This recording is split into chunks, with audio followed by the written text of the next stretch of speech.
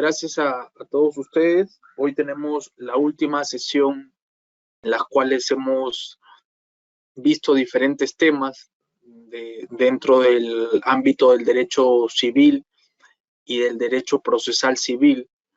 Hemos tocado una serie de temas que espero hayan sido provechosos para ustedes. Hemos tratado de ver casos prácticos también. Hemos tomado una evaluación a mitad de clase y ahora para esta última sesión vamos a tomar también una última evaluación para efectos de poder medir un poco los conocimientos que han adquirido en estas 6 últimas sesiones, porque de las 12 sesiones hemos evaluado solamente las primeras 6. Bueno, yo les agradezco todo su tiempo y bueno, vamos a aprovechar al máximo posible esta última sesión que tenemos respecto al proceso judicial y nuevas tecnologías. Voy a compartir mi pantalla para que podamos iniciar y conversemos un poco sobre este tema, que es un tema bastante interesante, en realidad. En un minuto. Un tema bastante interesante.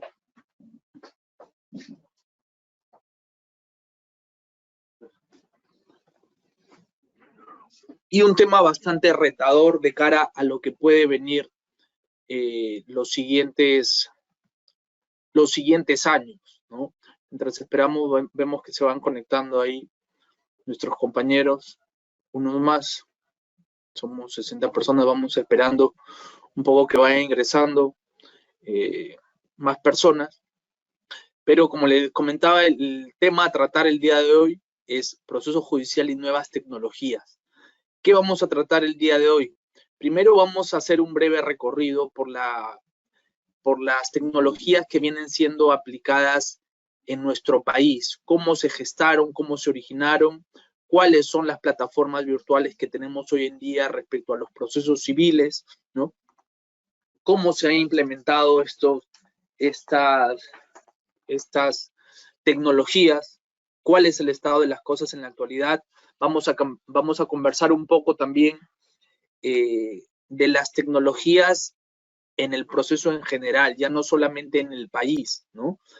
Las plataformas que se utilizan para resolver controversias de menor cuantía en realidad, ¿no? ¿Qué es la inteligencia artificial? También vamos a conversar sobre eso. ¿Qué es la inteligencia artificial? Y qué se debe entender y cómo es aplicada al proceso, ¿no? Y vamos a hablar un poco sobre los dilemas en torno a la aplicación de la inteligencia artificial, ¿no? Va a ser muy importante que tengamos en cuenta el contexto también, porque dentro del país, en el país quizá los avances tecnológicos no sean tan sofisticados o no tengan tanta fuerza como en otros países, como por ejemplo Estados Unidos, ¿no? Pero sí es importante tener en cuenta otros países como referencia de lo que se puede venir en los próximos años en el Perú. En ese sentido, sí es válido analizar otros contextos, cómo se manejan en otros países, cómo el avance de la tecnología puede influir dentro del proceso judicial, tanto es así de llegar a hablar sobre juez robots, ¿no? En otros países, incluso en China, hay aquellos llamados juez robot que, digamos, resuelven controversias, si bien no son tan grandes, sí pueden resolver controversias relacionadas a montos dinerarios menores. Pero sí es importante tener en consideración que en otros países ya se habla de jueces robot, ¿no? Entonces vamos a conversar un poco de si es posible aplicar ello a nuestro país y qué principios podrían verse involucrados en esta discusión, ¿no? En este tema, ¿no? Por eso me gustaría que puedan participar en esta última sesión. Han habido bastantes participaciones a lo largo de este diplomado. Podría ser la última vez que puedan aprovechar para hacer sus preguntas, para hacer sus comentarios. Hagamos de estas últimas, probablemente termine un poco antes, porque no vamos a hacer break el día de hoy para terminar un poco antes. Entonces aprovechemos en conversar y en dialogar un poco sobre estos temas que van a ser importantes y ya vienen siendo importantes en estos últimos tiempos, ¿no?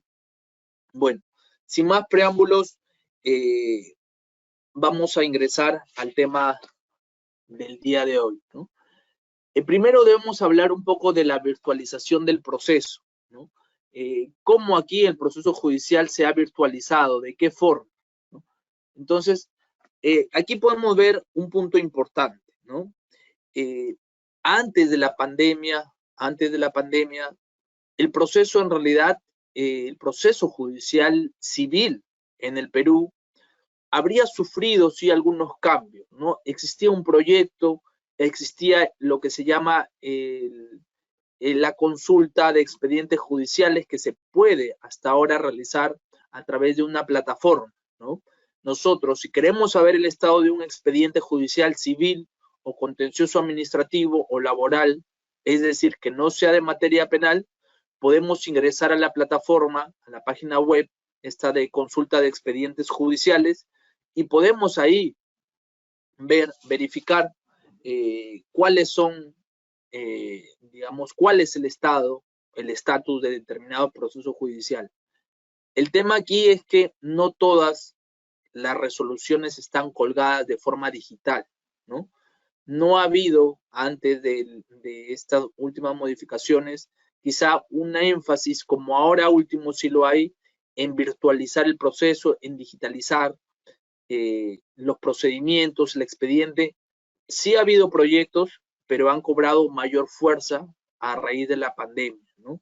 Nosotros sabemos, pues, que el trabajo digital que se hacía y se hace dentro del ámbito judicial no ha sido muy considerable, ¿no? Incluso el teletrabajo aquí en nuestro país antes de la pandemia prácticamente era mínimo, ¿no? Era un teletrabajo incipiente, ¿no? A raíz de la pandemia recién se dio una ley para el trabajo o la virtualización del trabajo en el Perú, ¿no?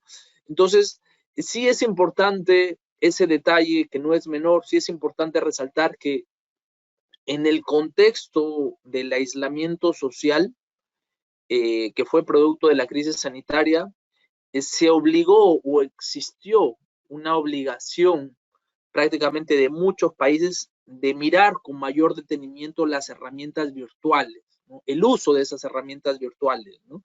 Y aquellas herramientas tecnológicas que se encontraban al alcance, pero que no estaban siendo aprovechadas, ¿no? Por ejemplo, ustedes se habrán dado cuenta que, por ejemplo, la plataforma Zoom se, se convirtió en una plataforma muy conocida prácticamente a raíz de la pandemia. Antes, pocas personas conocíamos del Zoom, ¿no? No sabíamos que era una herramienta tan fuerte, incluso se ha usado para reuniones familiares, reuniones de todo tipo, ¿no? Entonces, sí es importante marcar un hito o que se marque un hito a raíz de la pandemia, ¿no?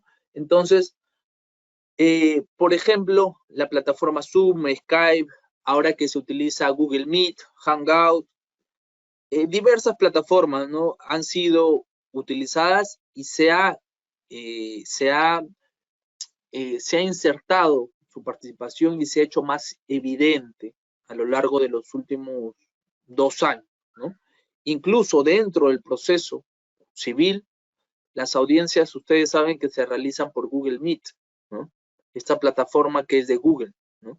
Entonces, poco a poco se ha ido haciendo uso de estos instrumentos informáticos, ¿no? Entonces, cabe señalar que antes había un uso incipiente, poco, no era más en empresas privadas, pero ahora, a raíz de esta pandemia, dentro del proceso judicial, incluso casi todos los organismos públicos se han visto en la necesidad de utilizar herramientas tecnológicas, ¿no? Entonces, eso ha hecho que el cambio que se esperaba se agilice de cierta forma, ¿no? Por ejemplo, en Indecopi en el año 2019, ojo, justo antes de la pandemia, se implementaron herramientas digitales y se se implementó un plan piloto de teletrabajo, ¿no? En Indecopi, ¿no? Era un plan piloto que se implementó en el año 2019 y se aplicó justo cuando llegó la pandemia, ¿no? Entonces, ha sido una experiencia aislada, la experiencia de Indecopi, que es una entidad del Estado, pero que ha servido como referencia para que otros organismos estatales, entre ellos el Poder Judicial, también puedan agilizar sus procesos informáticos, ¿no? Por ejemplo, desde el año 2015, o sea, antes de la pandemia, se estaba implementando el sistema de notificaciones electrónico, ¿no? Se ha venido implementando poco a poco, de forma progresiva, ¿no? Hoy en día el sistema de notificaciones electrónico se encuentra apto de cierta forma, apto para utilizarse casi en su totalidad, ¿no? Tan es así que el Código Procesal Civil, incluso en su artículo, si ustedes leen el Código Procesal Civil, el artículo 424, señala que es un requisito de admisibilidad de la demanda, ojo, que las partes consignen su domicilio procesal electrónico. O sea, esta implementación del sistema de notificaciones electrónico, del expediente electrónico, ha obligado a que los justiciables también se informaticen en cierta manera y consignen su domicilio procesal electrónico. Es decir, hoy, cuando ustedes presentan su demanda, ustedes saben o tienen que saber que no basta ya señalar su domicilio real o procesal, sino también tienen que señalar su domicilio electrónico, su casilla electrónica, ¿no? Entonces, esto es producto de esta implementación del sistema de notificaciones electrónico que ha venido desde el año 2015, ¿no? Se ha venido incorporando desde el año 2015 este sistema de notificaciones electrónico, ¿no? Entonces, a pesar de que ya se ha implementado o en teoría debería usarse, porque incluso el Código Procesal Civil obliga a los justiciables a consignar una casilla electrónica, un domicilio electrónico, no todos los juzgados han venido utilizando este sistema de notificaciones electrónicas, ¿no? ¿Cuál es el motivo? En realidad yo diría una falta de mayor capacitación, ¿no? No se ha capacitado lo suficiente a algunos jueces y algunos operadores de justicia, ¿no? Quizá por falta de interés, porque es algo nuevo, porque a veces puede ser difícil para algunos, ¿no? Pero sí se podría usar, ¿no? En la medida de que se cuente con una computadora, es posible utilizar el sistema de notificaciones electrónicas, ¿no? Entonces, incluso hay presidentes de algunos distritos judiciales que han tenido, digamos, que exhortar a sus magistrados, a sus auxiliares jurisdiccionales para que utilicen, ¿no? Ese sistema, ¿no? Porque en teoría ya está implementado, ¿no? Entonces, la idea es que exista mayor seguridad, mayor celeridad para las partes procesales al momento de recibir sus notificaciones, porque ustedes saben que una notificación física suele demorar mucho más que una notificación electrónica, ¿no? La vez pasada les comentaba que recibí una notificación de una sentencia en segunda instancia, la recibí a través de mi casilla electrónica y 2 semanas después o semana y media recién llegó en físico, ¿no? Entonces, es mucho más ágil el sistema de notificaciones electrónicas, ¿no? Entonces, esto definitivamente tiene que seguir avanzando, ¿no? En casi todos los distritos judiciales prácticamente ya está implementado, ¿no? Lo que hay que hacer es utilizarlo, ¿no? Entonces,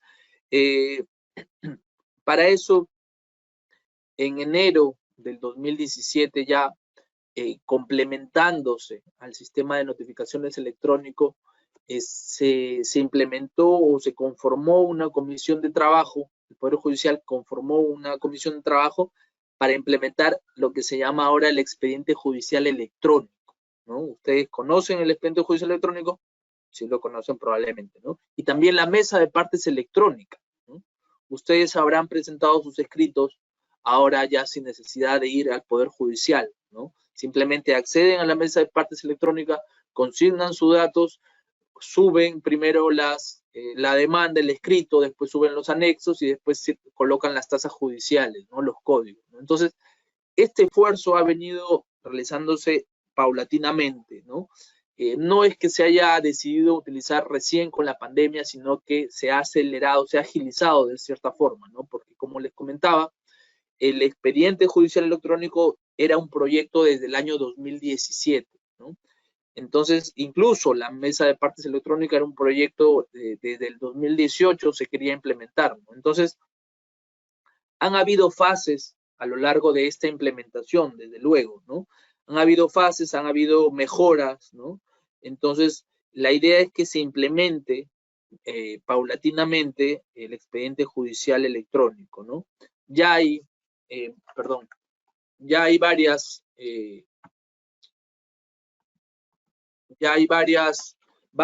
distritos judiciales, perdón, hay varios distritos judiciales en los cuales se ha venido implementando y se ha aprobado el plan de implementación del expediente judicial electrónico, ¿no? Si hacemos un recuento hasta desde el año 2020 hasta el año de marzo del 2020, de los 34 distritos judiciales que tenemos, actualmente tenemos 34 distritos judiciales agrupados de forma geográfica. A marzo del 2020, solo en 5 distritos judiciales se había implementado el expediente judicial electrónico, ¿no? Solamente en 5, ¿no? De los 34 distritos judiciales que tenemos en todo el país, ¿no? Estaban implementados en Lima Norte, estaban implementados en Lima, en el Distrito Judicial de Cajamarca, en Tacna, en Ventanilla, ¿no? Y no era para todas las materias, ¿no? Entonces, es todo un reto definitivamente, porque esto nos obliga y obliga al Poder Judicial a estar a la altura de estos nuevos tiempos, ¿no? Sabemos que se ha intentado y desde luego se ha realizado un arduo trabajo desde el Poder Judicial con sus diversos presidentes y han habido y existen todavía y se vienen dando varios avances en torno a la digitalización del proceso, ¿no? A la virtualización del proceso. Por ejemplo, este sistema que les digo del expediente judicial electrónico que inicia con la digitalización del escrito de la demanda, ¿no? También la mesa de partes electrónica, que hoy al menos en el Distrito Judicial de Lima y algunos ya ha sido implementado, como les decía. Hay una plataforma, no sé si ustedes han podido utilizarla, que es una plataforma que se llama El Juez Te Escucha, donde ustedes pueden sacar su cita, y programan una fecha en la cual el juez pueda ver su caso y puedan conversar con él, ¿no? Entonces, existen una serie de herramientas en las cuales se puede hacer uso de la tecnología y se puede aprovechar muy bien estas herramientas, ¿no? Estas aplicaciones, estas plataformas, ¿no? Entonces, sí es importante que tengamos en cuenta hoy en día las distintas páginas o aplicaciones que se vienen utilizando. Por ejemplo, en el caso de las audiencias virtuales, ustedes habrán tenido oportunidad de participar en audiencias virtuales hoy en día. Alguien por ahí que nos comente cuál fue su experiencia, que digamos, si le pareció una buena experiencia, si fue ágil, qué le pareció el uso de las tecnologías para las audiencias o para los informes orales, ¿no? Es importante saber eso porque, digamos, es una especie de retroalimentación que podemos sacar y podemos preguntarnos qué es lo beneficioso de utilizar la virtualidad en el uso o la virtualidad dentro del proceso judicial, ¿no? Sabemos que hay infraestructura adecuada en cierta forma en algunos sitios, ¿no? Y se puede utilizar o se puede hacer uso de una audiencia virtual, ¿no?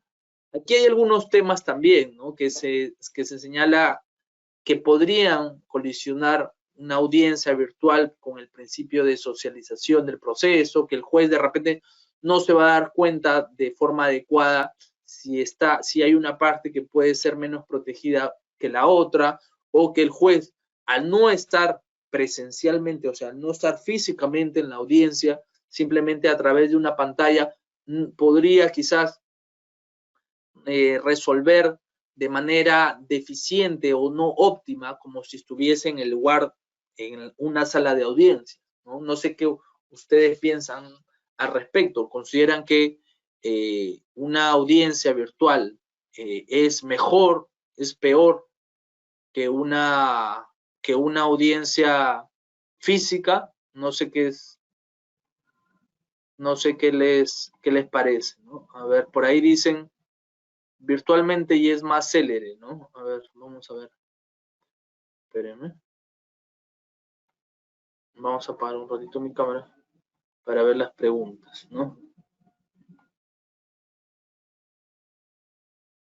A ver, por aquí voy leyendo sus opiniones, a ver. Vamos a conversar respecto a este tema, ¿no?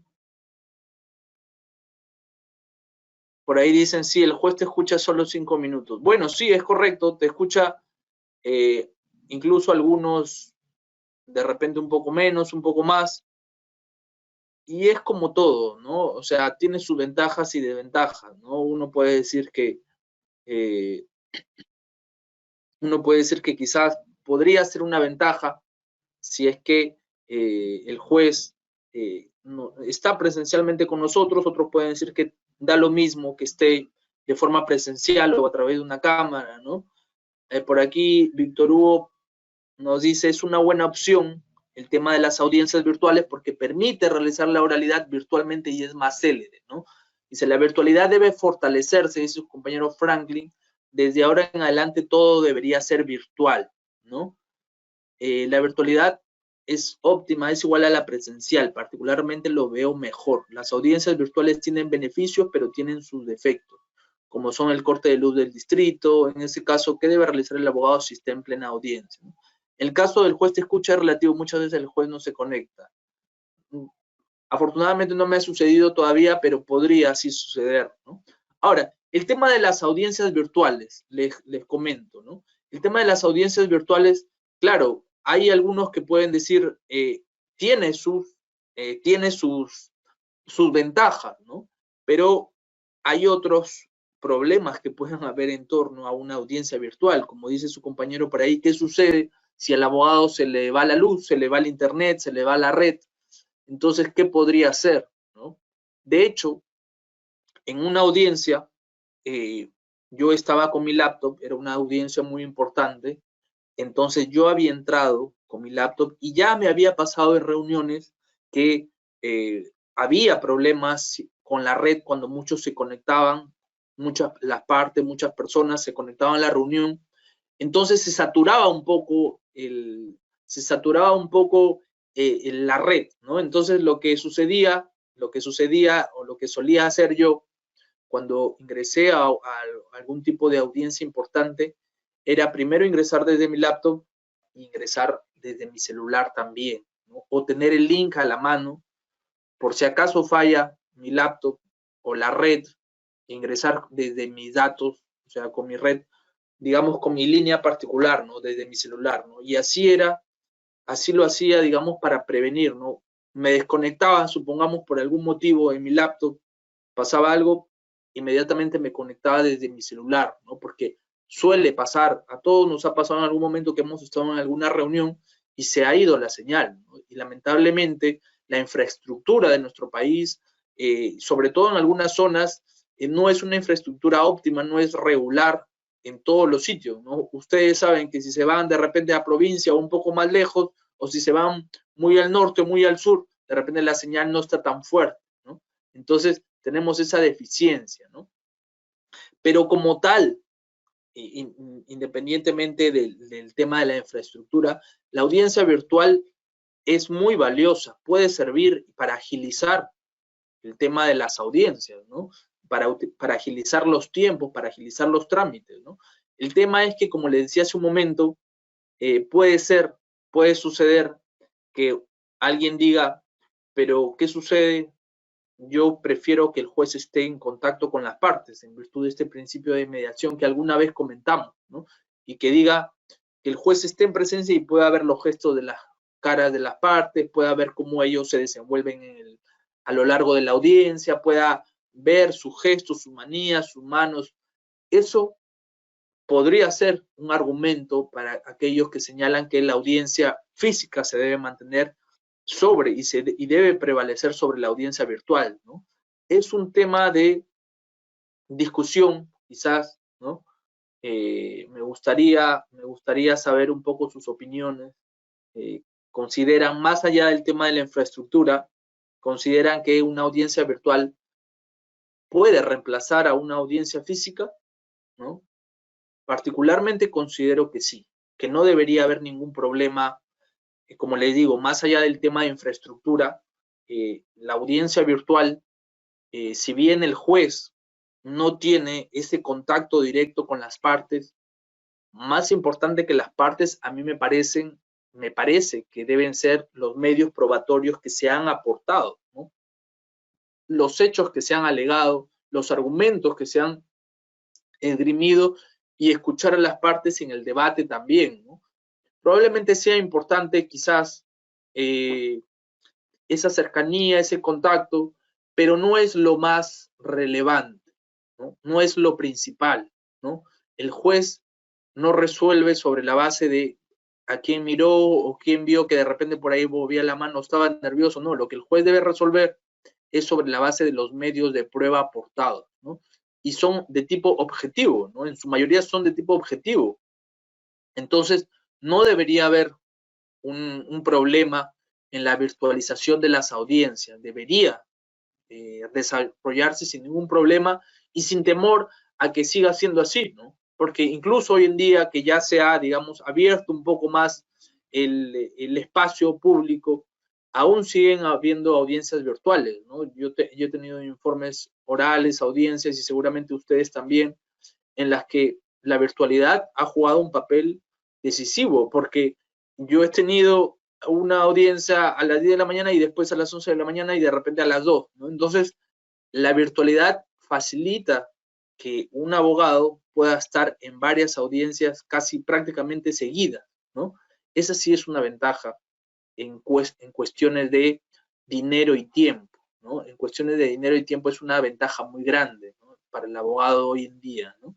Desplazarse de un lugar a otro, de un distrito judicial a otros, imagínense ustedes que tienen, supongamos que si tienen varios patrocinados, desplazarse de un lugar a otro puede ser, puede dificultar que ustedes puedan llegar a tiempo.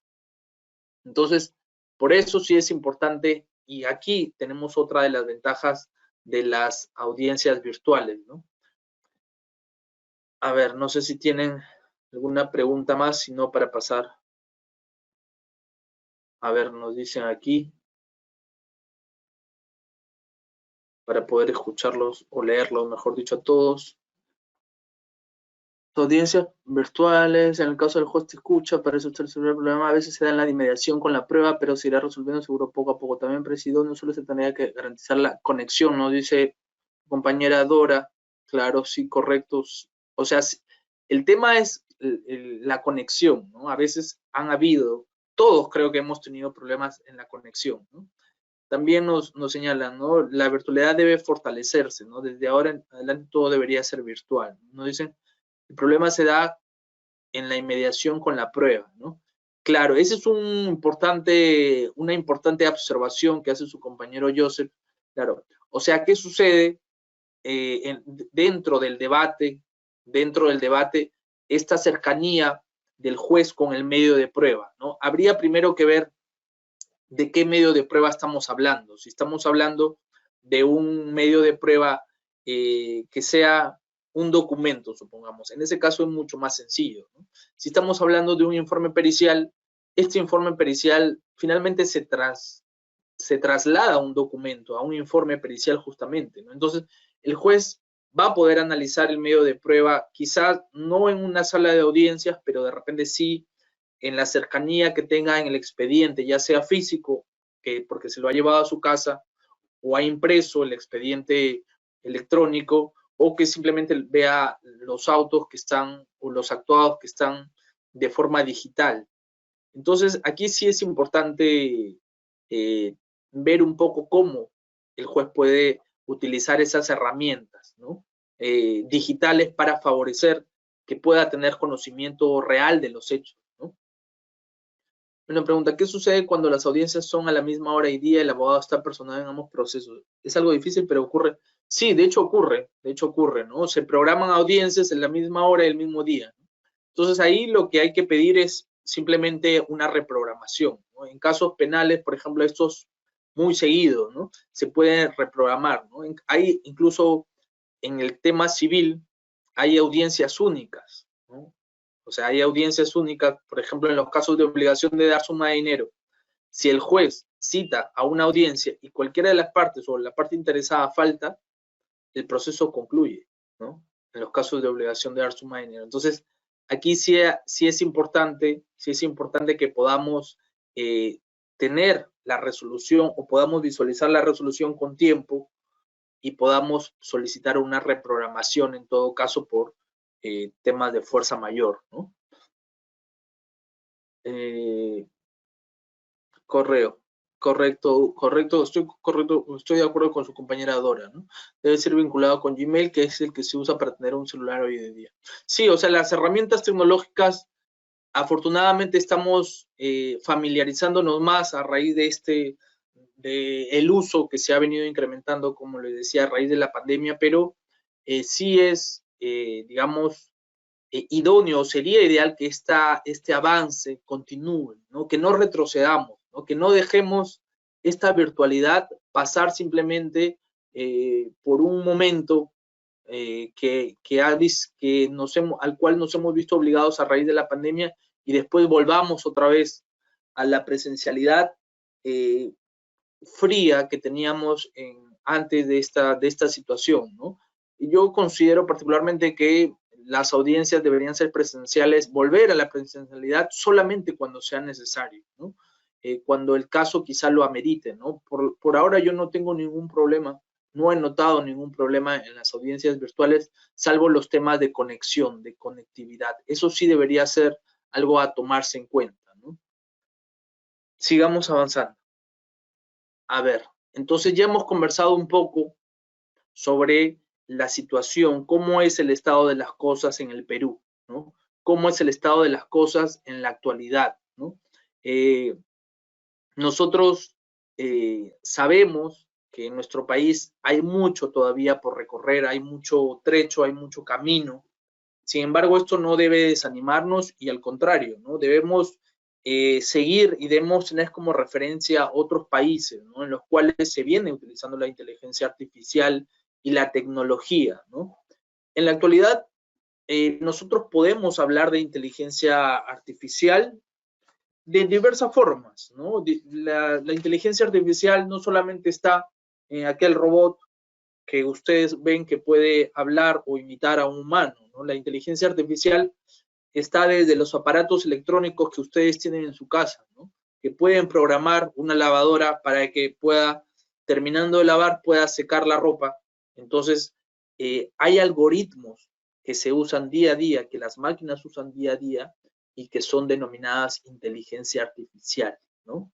Inteligencia artificial se puede entender como el uso de maquinarias o de máquinas para lograr ejecutar tareas que normalmente requieren de la inteligencia humana, ¿no?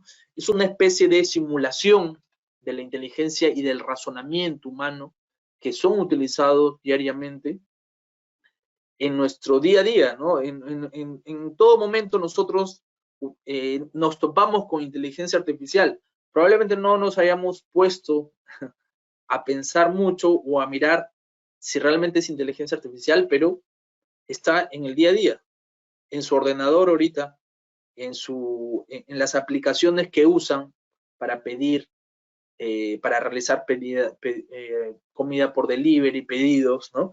Entonces, la inteligencia artificial es aquella inteligencia o denominada inteligencia que utilizan las máquinas a través del uso de algoritmos, ¿no?